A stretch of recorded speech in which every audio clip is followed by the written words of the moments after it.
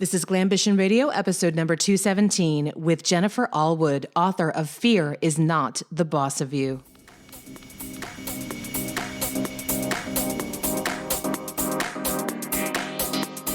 Welcome to Glambition Radio. I am your host, Allie Brown.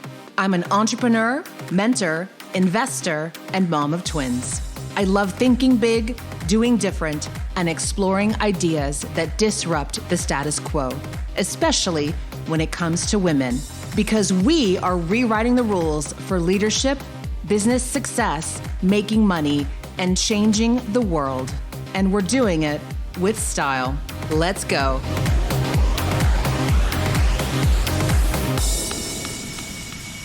Quick shout out to 2 reviews my team pulled for me from iTunes. The first is Elevated Conversations, 5 stars by My Oh My from the US.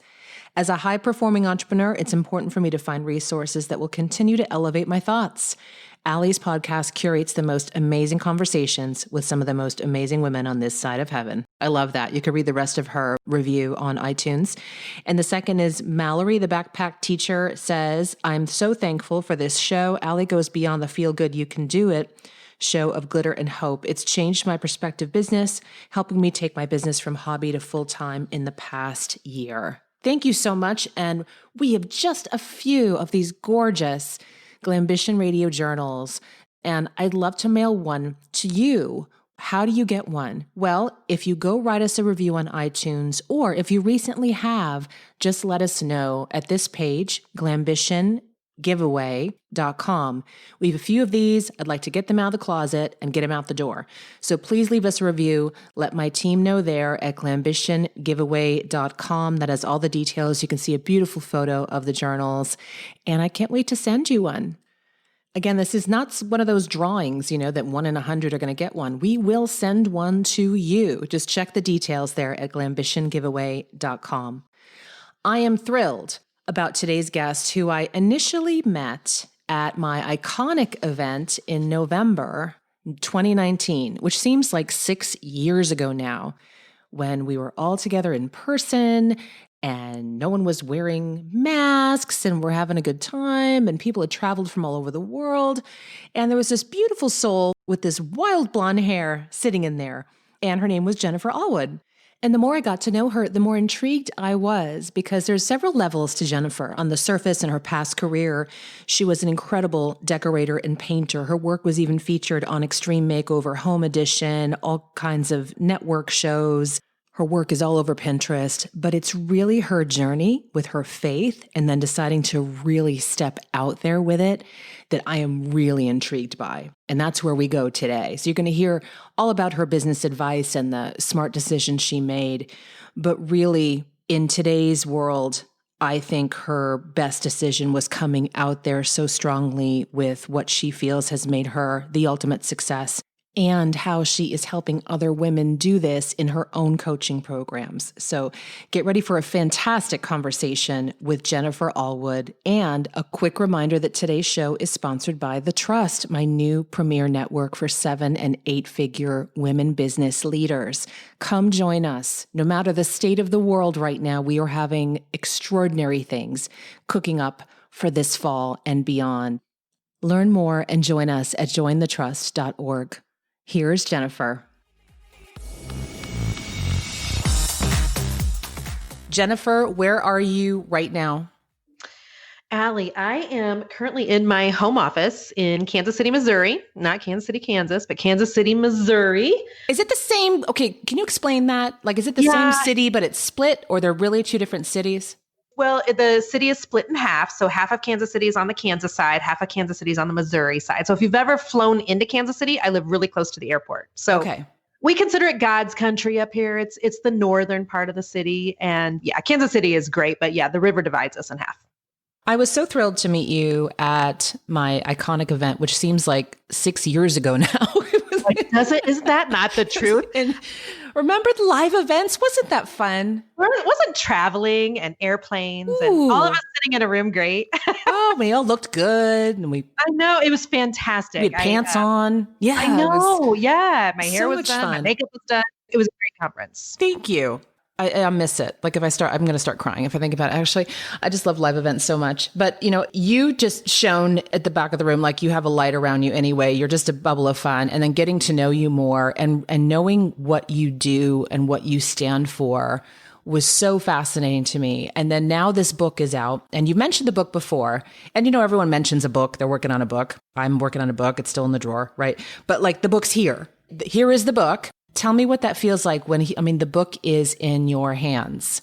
Yeah. So me writing a book has been a 4-year-long process. I don't know if you know that. I maybe didn't tell you that. My background came out of like decorating and painting, and was on like Extreme Home Makeover on that ABC television show with Ty Pennington 3 different times. So that's my background. So originally 4 years ago, I wanted to write a book that was all about decorating and making your house beautiful.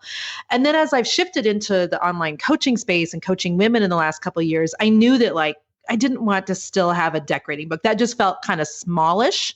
Not that it's a small thing, but I just felt like I'd really grown since then. And it felt like taking me back a few years. So a couple of years ago, I started then the process of writing the book that I felt like God was really asking me to, which was really helping women get past the things in life that really scare them and hold them back and keep them small. When you do a traditional publishing deal like I did, Allie, it is a long process. So we started this process 2 years ago. And last summer is when I signed a contract, or last spring, to actually write the book. And this is a super interesting story. I promise it's worth the 30 seconds. But last year when I signed the contract, I actually had book deals from 4 different publishing houses. Because I have a large social media following, we had several people that wanted me to write the book. And I ended up going with Zondervan as my publisher. It was a really great fit for me. And when we were talking last spring, they said, well, Jennifer, the dynamics of when you put a book out into the world, they're kind of interesting. You never want to publish a book during an election season, in which, I'm a book virgin, so I didn't know. And I'm like, okay. So with that being said, they asked me if I wanted to release the book in spring of 2020. We're going to avoid the fall, and you never release a book in the summer or the winter. So it's either spring 2020 or spring 2021. And, I was like hee-hawing around. As you know, we have 4 kids. 4 busy kids, one of which we're in the process of adopting. So that's even busier. And so in trying to decide, okay, do I put the book out now or later? They said, if you write the book and want it released in 2020, you have only 6 weeks to write it. And I was like, I don't know. Can I write a book in 6 weeks? But I kept, every time I prayed about it, Allie, I felt like it was a book for right now. That's what I kept hearing. It's a book for right now. So I went ahead and took on the challenge of writing a book in 6 weeks, having no idea that a book about fear would come out in the middle of a pandemic. I mean, how crazy is that? So yeah, here we are with Fear is Not the Boss of You being out on the bookshelves. Yeah, I think it should be required reading for every American. Thank you. Thank you. And I've needed to pick my own book up a couple times in the last couple months. Was there ever a moment though, when you knew this was coming out where you're like, oh gosh, should we have pushed this out to next year? Like, was there ever a moment though? Cause you just saw, everything's going crazy. Yeah. So the book published April 7th, and I had 12 cities on a book tour in the month of April planned. So in every city I was going to, we had local television that was being planned because I love doing live TV. And so when that got canceled at the end of March, like literally I just sucked my thumb in a corner for a few weeks, because it kind of felt like there's been this huge 4-year buildup. And now everything is canceled, which, in the big scheme of things, it matters very little, but it just felt like such a sucker punch to the gut. Like, oh my gosh, 12 cities just totally canceled. So, then the fearful part of me, Allie, was then my self-talk was, well, obviously this is going to be a big fat fail. Nobody's going to buy the book because I'm not going out on book tour, all of which of course is not true.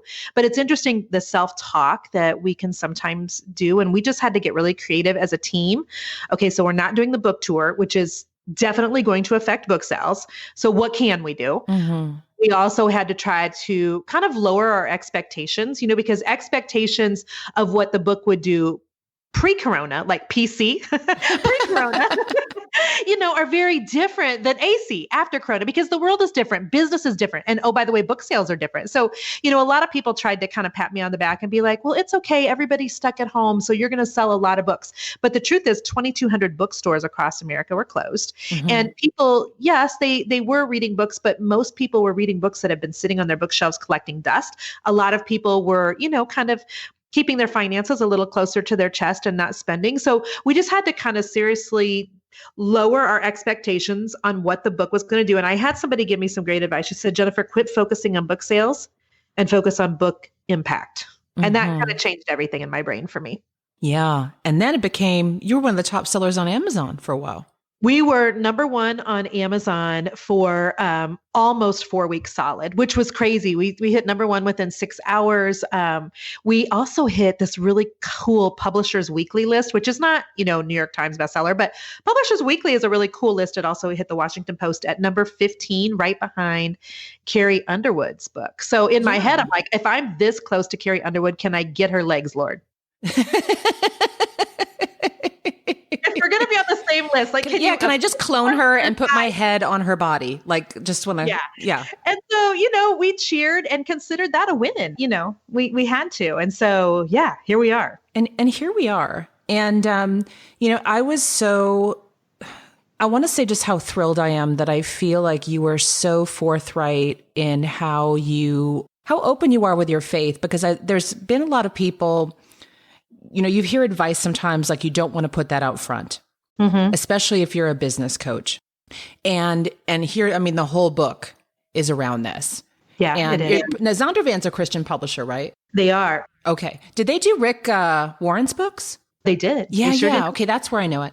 Yep. And I have to say, I was just so joyful to see that you just went totally all in on your message about God and your faith and how that really has led you through so much of your evolution. Can you tell us a bit about that and maybe how that even started? Because it's a big part of who you are, and it's a big part of how you get other women to start helping themselves. Yeah. So I was raised in a Catholic household, went to like CCD classes, but it was when I was a teenager that my best friend invited me to her non-denominational church, and I actually gave my life to the Lord as a 16-year-old. Then I went away to college. I was really young. Wait, what appealed to you besides all the, there's less rigmarole, right? Than being a Catholic. What appealed to you about that? Was it the simplicity of it? Was it a different message? I'm just curious. I don't know that it was either of those things. I just know that I was in a room with all these other like young adults, and they were talking about God in a way that I'd never heard God being talked about, like this personal relationship thing that made me just like feel weepy and also like just really drawn, if that makes sense. And it was a God that didn't seem like it was a rule book and, a list of things that I had to recite on a daily basis. Like it wasn't rules, it was relationship. And I don't know that I would have put words to that as a 16-year-old, but I felt that, if that makes sense. And I also loved my best friend. Like I loved her family. And I knew this was so much a part of their life. And so I just remember they had an altar call for people who wanted to give their life to the Lord. And I don't know that I even knew what that meant, Allie, but I knew it was good, if that I just knew it was good. And so gave my life to the Lord. And I think it was a junior in high school. And so graduated from high school when I was 17. I was really young for my grade and, went to college and just kind of lost my mind at college, like a lot of college students do. I had never been around so many boys, so much alcohol, That's so much freshman year is. It's all yes. it is. And so I had went to college on an academic scholarship, and I blew my scholarship my first year. Oh, and no. I also it's not that I walked away from the faith I found as a 16-year-old, but the roots of that hadn't gone deep enough to really grow much. And so for a good 10 years, I basically, did what I wanted to do, still knew that God was there, still believed that, had a lot of fun, but also faith was just not really a part of my life until I got married in my middle 20s. And the first year of marriage for my husband and I was just absolute heck. It was just two knuckleheads who should have known better, honestly, Allie, but both just were still really selfish and immature in a lot of ways. And so our first year of marriage was not good.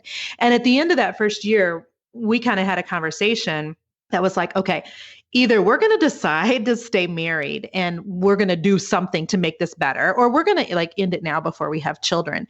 And I was willing to work on the marriage if he was, and he was willing to work on the marriage if I was. But one of my stipulations was, if we're going to work on this marriage, then we're also going to go to church, because I got to get back to that thing that I know brings some stability to my life and also holds me accountable to something other than myself. And my husband was not raised in the church. And so that was a new thing for him. But we went to church. He ended up getting saved. My parents ended up getting saved. And this was when we were, 30 years old. And life for me has never been the same since then. We just completely made a life shift, which also included, by the way, a shift in our friends and a shift at where we hung out and a shift at our jobs, because we were doing a lot of things that were just setting us up for failure in our marriage, quite frankly. So, Wow. Now, how did this transition into your work and who you've become today, as we know, Jennifer Allwood?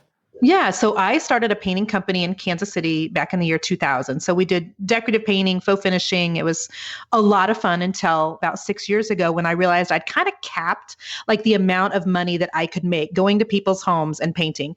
I had hired other women to come paint for me, Allie, because I started my painting company and right after that got pregnant with our first kiddo.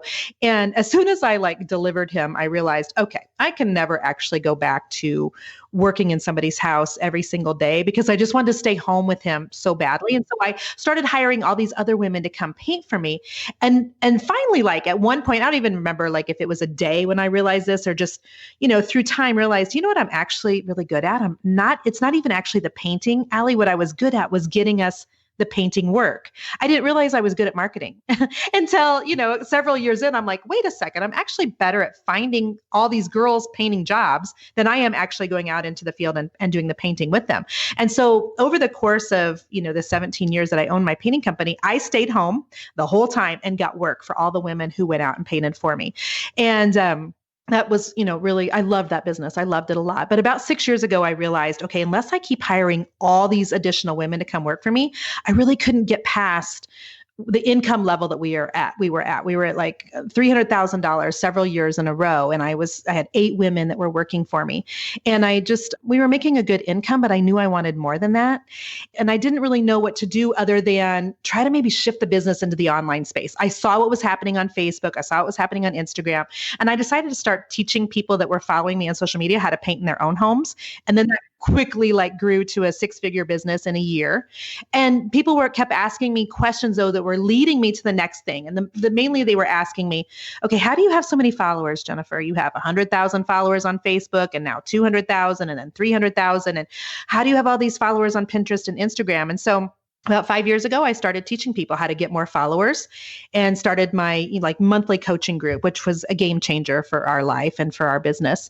And I never set out to use my faith as a way to draw people into that coaching group. I never set out coaching intending really to bring my faith into it at all. But what I quickly realized is that when I was coaching women, Allie, and they would say things to me like, I know I need to raise my rates, Jennifer, but I just can't do it. I knew instinctively that it had nothing to do with a strategy that I could give her or a 1, 2, 3 fix. It was something deep within her soul. Did she really understand that she was worth more money? Had people spoke things over her as a kiddo that made her, think that she couldn't charge more? Did she instinctively think bad things about people who made money? It always kind of drills down to something at more of a core level. And I couldn't effectively coach women unless I brought my faith into those conversations. And so it came about very organically. It came about very naturally because I just couldn't figure out how to coach women without it. Does that make sense? Yeah. In fact, it's interesting that I had a realization, it was about a year or two ago, that I can't work with clients who don't believe in some type of higher power. And I was floored when I came up with the realization, because when I looked back over the last 10 years, I'm I'd say the 2 or 3 that, the ones that you let in, but you're not sure about sometimes, but there's no logical reason not to take them. They're qualified. They seem fine. But if they don't have room for magic, then it is almost impossible to move beyond a certain point with them and really help them. And it's just thrilling to hear that from you too, because I don't think I've heard that from anybody. And it's not just so, it's also based on your personal beliefs, but also knowing how much it can help them, just having access to that power when they really tap into it. Absolutely. And I do know that I have a lot of people who they don't share my same Christian beliefs who are in my coaching group. they've always told me you coach in such an authentic way that I'm never offended. I never feel like I'm not welcome here. It's not that, but it's that if I'm on a coaching call with a group of several hundred women, because we have 2,000 women in my coaching group every month, and I've got a girl who, has raised her hand and wants to be coached, and she's asking me questions about something in her business, how, it's usually around like money mindset things, oddly enough, a self-sabotage, imposter syndrome. Those are what the questions those are the roots of them. There's oftentimes when, I will just feel prompted to, hey, can I pray for you real quick? Because sometimes it's just that. It's prayer will break the thing that, is keeping her stuck.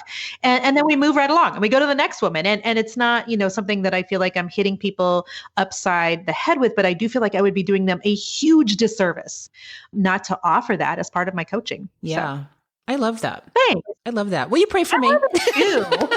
And because it's important that we love it, right? And it's important that I believe in the coaching that I'm doing and that I really believe in the advice that I'm giving some people. And sometimes the best advice is, you know what, sis, I'm not sure about that either, but I'm just going to pray right now that God would give you some ideas on how to handle that situation in your business. This is probably what I would do. But at the end of the day, you need to tap into your own faith and ask God what he wants you to do, because sometimes people are looking for a coach to give them the answer. And I think that a good coach leads them to their own answer. Exactly. In fact, I probably was trying to not so eloquently explain that. It's really about that room of them realizing that they can tap into that too.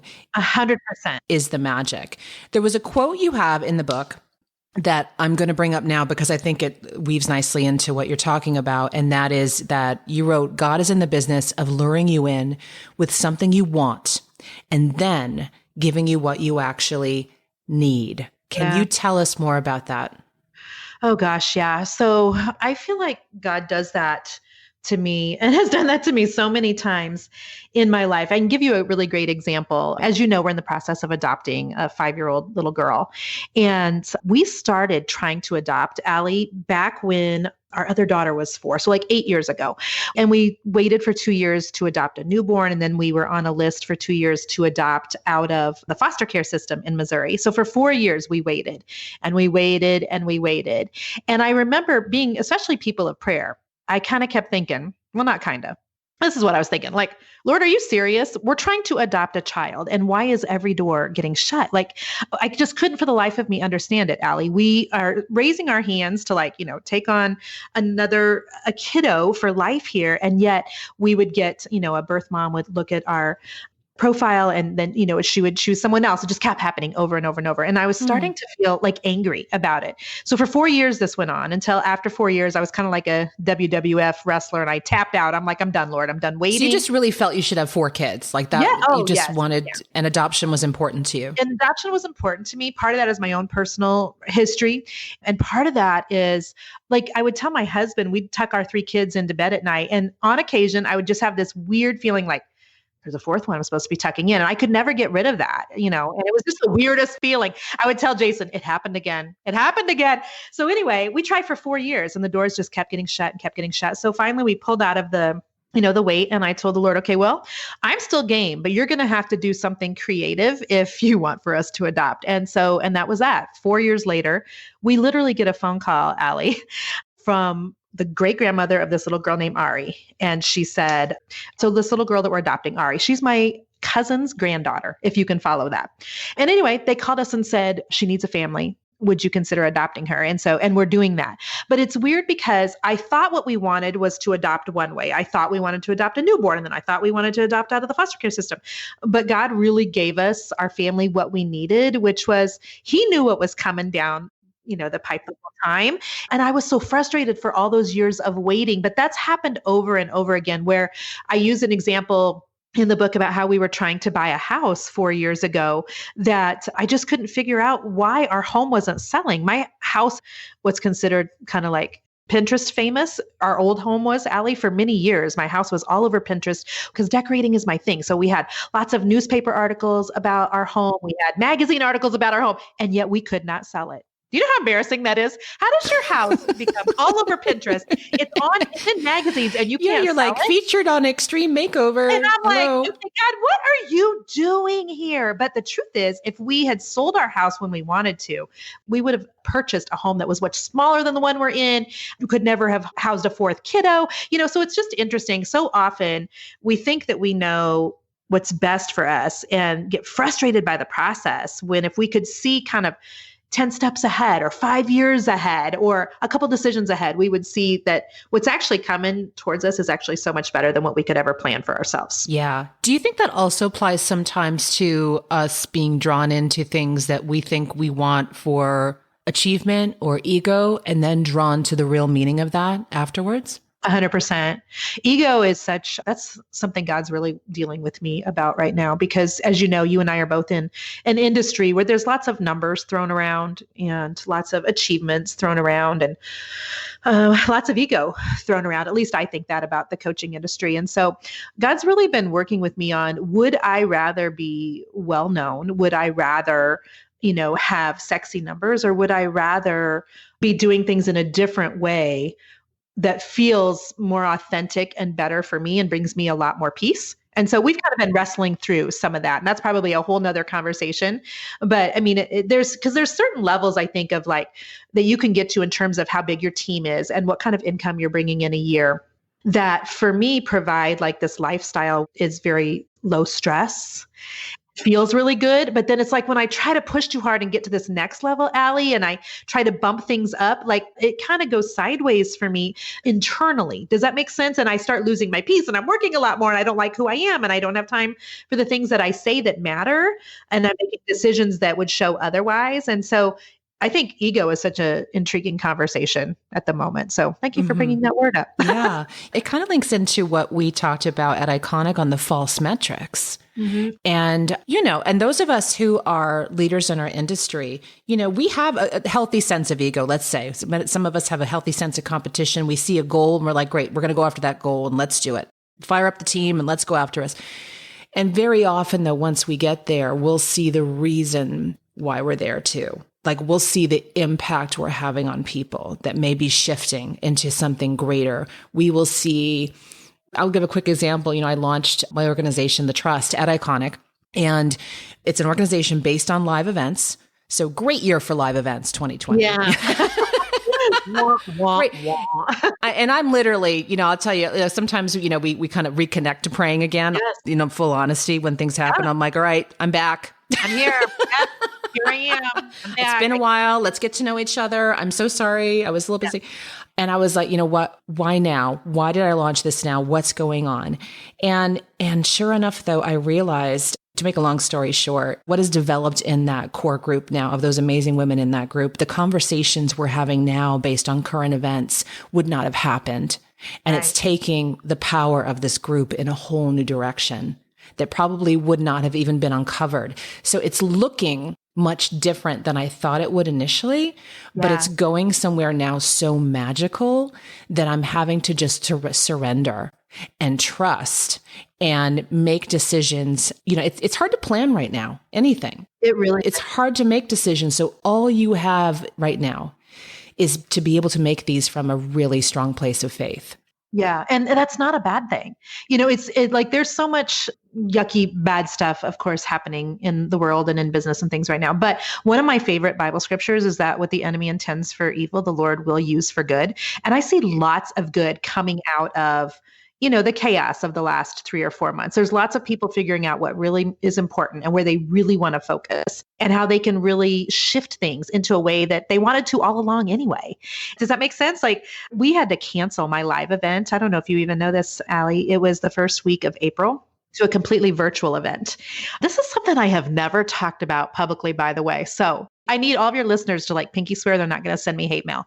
I am one of the few people who don't like hosting a live event. I love to go to live events. I love to sit on panels. I love to sit on stage with somebody, but I don't like to be the girl up there with a clicker and a microphone. It brings so much anxiety. And in the last year or so, I finally just started admitting that to myself and to my team. And so when we had to shift the conference from being in person for 400 women to a virtual conference, the first week of April. You could have probably heard it where you are in Arizona. The most audible, like almost relief, even though it was, wow. But I was like, oh my gosh, I think I've always just wanted to have it virtually anyway. Does that make sense? So yeah, it totally does. If that's how you always felt, if it always felt like, just too much pressure, I don't need to miss all that on the stage with the sparkly dress. And exactly. Yeah. And I love the sparkly dress, by the way. I had all the shoes ready, all the things ready. But the truth is, it brings me so much anxiety, and doing things virtually gives me zero anxiety, like zero. I can get on a Facebook Live. I can get on a podcast. I can get on a virtual event, summit, anything, and don't even need to prep for it. And so it's a totally different thing than the live face-to-face. And I'm so glad for people like you who love being the host of a live event. But for me, like, even though at first my team was like, okay, this is, awful that we have to shift and we have to turn. And at first I was thinking the same thing. It actually ended up just being magical and wonderful. And now you have a model to use for the future. You enjoyed it. 100%. And we've had so many people reach out to us after that. And they're like, okay, you did that really well. You shifted that in-person thing to an online amazing event really well. Like, how did you do that? And so, yeah, what the enemy intends for evil, God will so often use for good. And so much great stuff can come out of that shift and change. And I love that. I love that a lot of people right now are having to shift, and it feels very uncomfortable, Allie.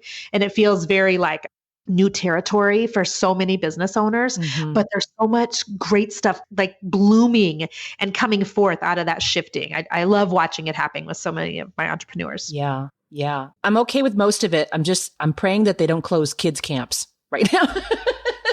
Like, business aside, we were just joking about this in the pre-chat. I'm like, as long as the camps are open, I'm okay. Well, and our oldest son, Noah, so he missed graduation and is supposed to be starting college, the middle of August. And I'm like, come on, Lord, fix this, because so lots of kids and school needs to happen. That's all I got to say. Yeah. So tell us more about the book and why you chose the fear. Fear is not the boss of you. How to get out of your head and live the life you were made for. How did this concept get developed? It got developed through a lot of meetings, Allie. So it's interesting. The book writing process is so fascinating. And so essentially I had a team of people that came to Kansas City, and they're like, okay, let's flesh out. And I never know, by the way, if it's flush out or flesh out. Do you have the actual answer for that? When you're building it out, it's flesh. It's flesh. Flesh, because you're adding flesh to the bones kind of thing. Gotcha. Okay, so we fleshed out the idea, which essentially meant, okay, tell us all of the things that you think you could speak on. Okay, so we just kept drilling down to what is the message, Jennifer, that you feel like you would want to leave in the world if this is your one and only book. How do you feel? And I just kept thinking, how can I help most women, or in the most powerful way? Like, it wasn't even like how to sell the most books, but I know we talked a lot about, do you want to talk about how to really build a business? I mean, I know how to build a business. I know how to build a lot of followers. I know how to get to multi-7 figures a year.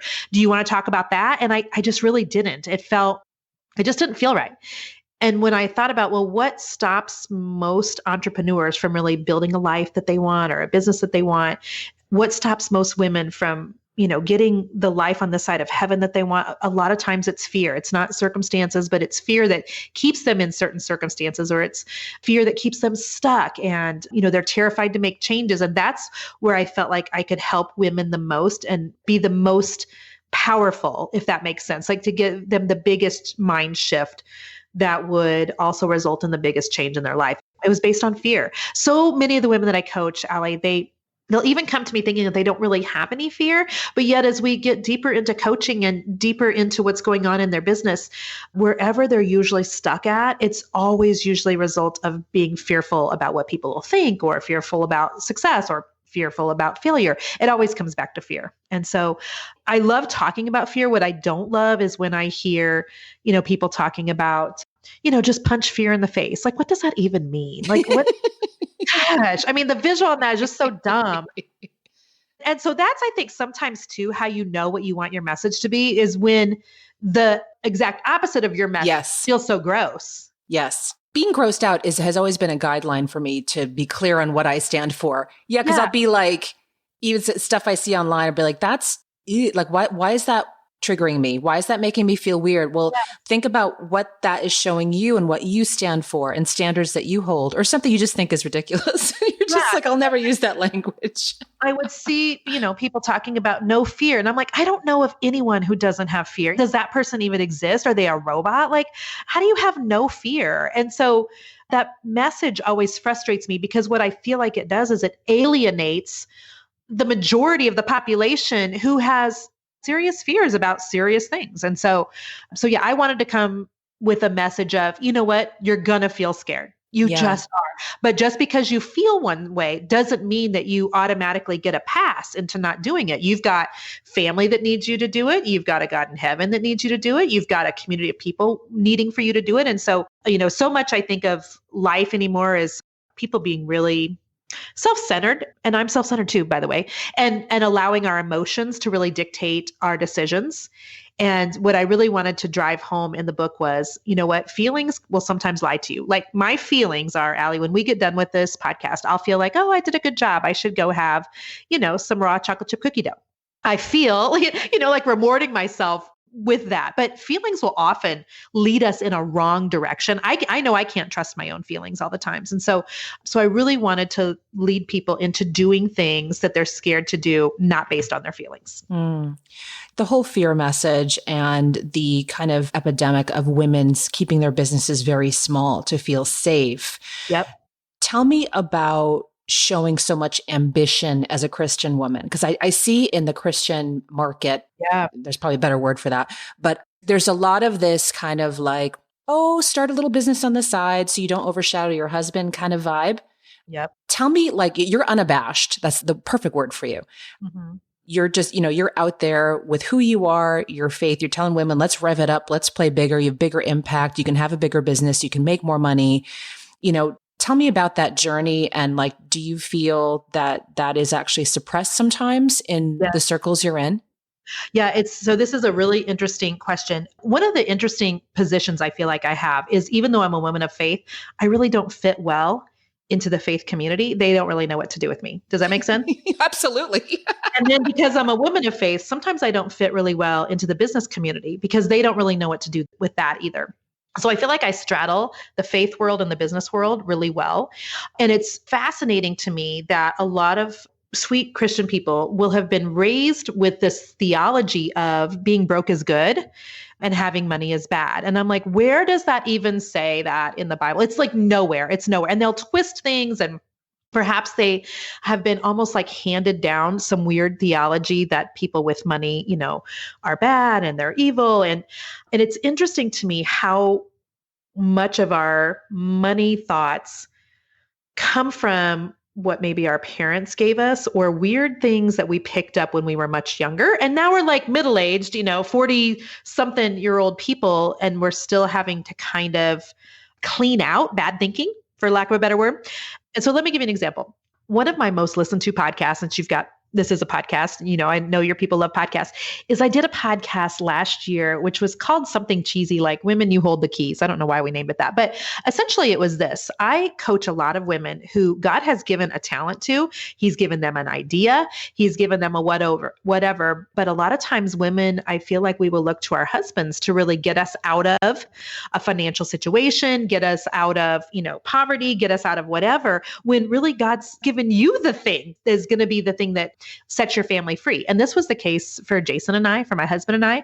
And I give this whole story in the book about how we went forward one time at church to be prayed for because we had $30,000 of maxed out credit card debt, and my husband needed a job. And it was a really interesting story you'll have to listen to in the book. I won't rehash it here. But this is, I think, the situation with a lot of women. I kept looking to Jason thinking, well, how are you going to get us out of this mess? Are you going to get a second job? Like, what's going to happen? But God had given me all this like knowledge about business and being really good at marketing and all these dreams. But I was really afraid, I think, for a lot of years to really execute on those things because, number one, of course, I was afraid of failure.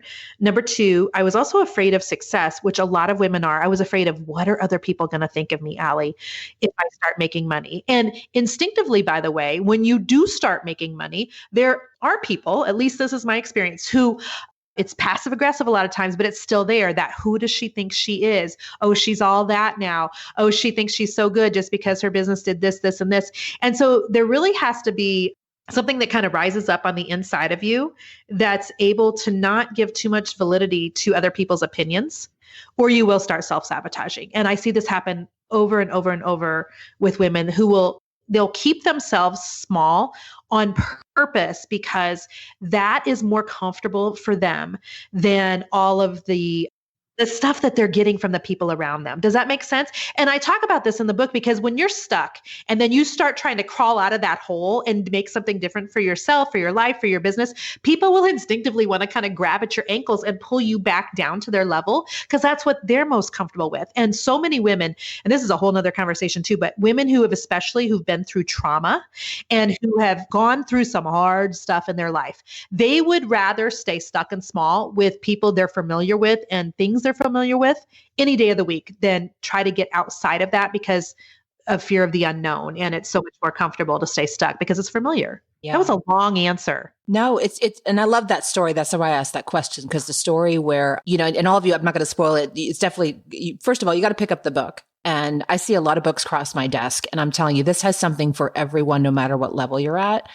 But I love that story where I won't get the details, but you kind of look at your husband like, yeah, are you going to answer him? Like, right. I'm like, this is where you go. I've got this.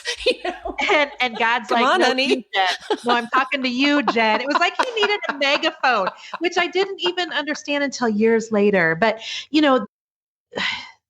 I don't know, Allie. It's sometimes I just want to shake the women that I see come through my coaching. I'll be like, girl, you've so got this inside of you. You go. Yes, it's going to be scary the whole stinking way. But so many women have the thing that's going to get their family out of the tight places, and it's going to change their family for generations to come. And they're a team with their husband. And so, and I talk about that in the book, like for 10 or 12 years, I stayed home and raised our babies full time. And I had to keep the business at a certain size to be able to do that. And, I supported my husband's career, and that worked well. And now we've had the pendulum switch the whole other direction. And my husband is home working with me. And, and I think it takes a really secure man, by the way, to do that. And it takes lots of communication, and it takes lots of it's just a different dynamic, which I've talked about on my podcast too. But man, there's so many women who are just sitting on something so big and so brilliant and so wonderful, and they're keeping it small, on purpose, even if they don't realize that's what it is.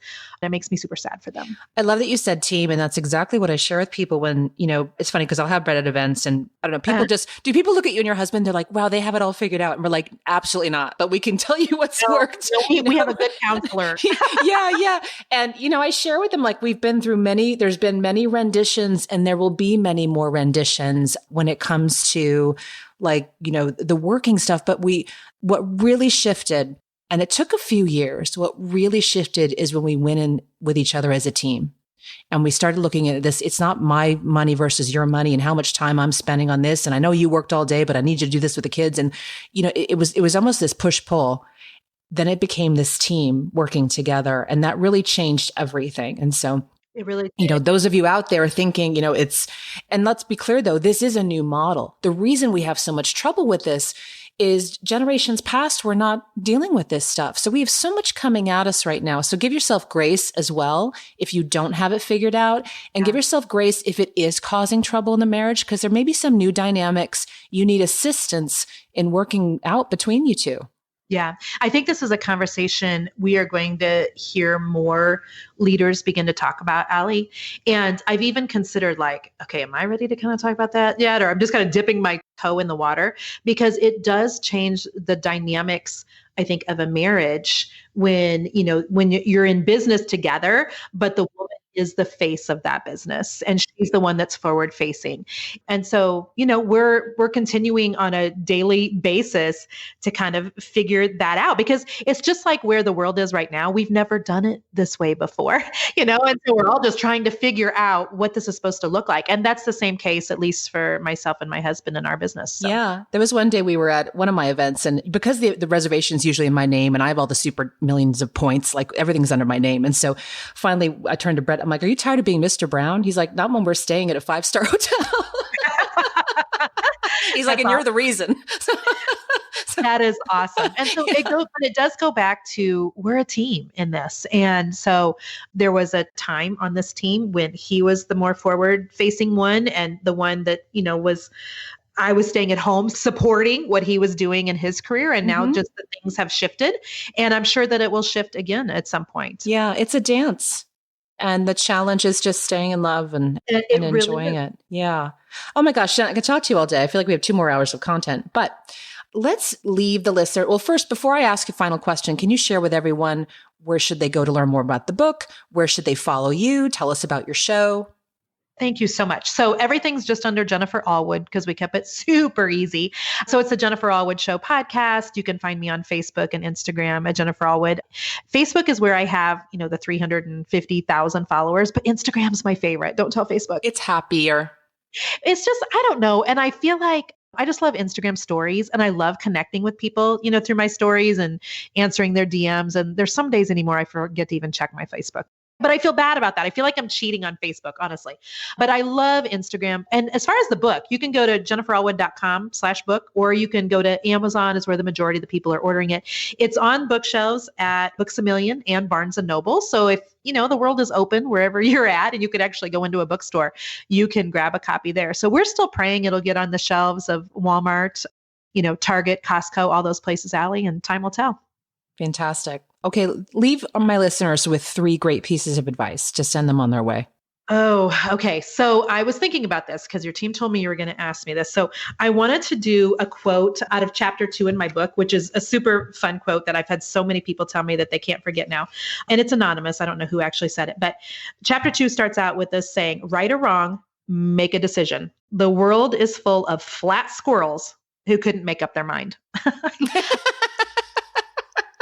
I love that. Now, every time you see a dead squirrel in the road, you're going to think of that. And that's what they do, right? They're like, they go back and forth.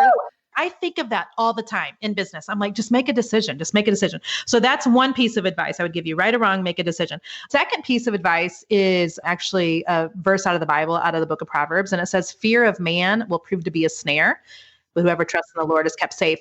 One of the things that I have struggled with all of my life, Allie, is people pleasing. By the way, I think that's going to be the topic of my second book, is people pleasing. And so not to give too much validity to what other people's opinions are of you. That would be my second piece of advice. And the third piece of advice I got from one of my mentors, Stu McLaren. I think you know Stu. He gave me this piece of advice in my business years ago, and I remember this frequently. So he said, Jennifer, don't trip on pennies on your way to dollars. And there's different times when, we have somebody asking for a refund, or there's somebody wants to know if they can spend money on this in the business, or we're focusing on the wrong thing, like the little thing. That's basically what that means. Don't focus on the little stuff that does not make a difference in the long run. And I think that's also how the enemy, by the way, trips us up a lot of times, by focusing on something that really doesn't matter. And so don't trip on pennies on your way to dollars, I think, is a great piece of advice. Yeah. I heard something like that originally from Dan Kennedy, my mentor, who said, he called it stepping over the dollars to get to the dimes. And I never forgot that. Oh, that's good. Isn't that good? Yeah. Just the visual of that coupled with the flat squirrels. I mean, that's making so many podcasts right here. We'll have to mix metaphors now, like flat squirrels, tripping on flat squirrels to get to the dimes, or wait, we're mixing it up too much. Yeah, but my creative brain works well with the visual, honestly. And so there's a lot of people wired like that. So yeah, that's my advice for you guys. Great. Thank you. Thank you so much for being who you are. And the book's fantastic. I can't wait to dive in a little more this summer. And I just appreciate you being here. And thank you for being such a, I think also reigniting a bit of faith in all of us who read the book, and a reminder that, those moments that we really feel alone, we're really not. It's something we can tap into at any time. Amen. Thank you so much for having me, Allie. I think you're just absolutely terrific. So can't wait to see you again at a live event. Take care. Thanks. Take care. Bye. Thank you for joining me for this episode of Glambition Radio.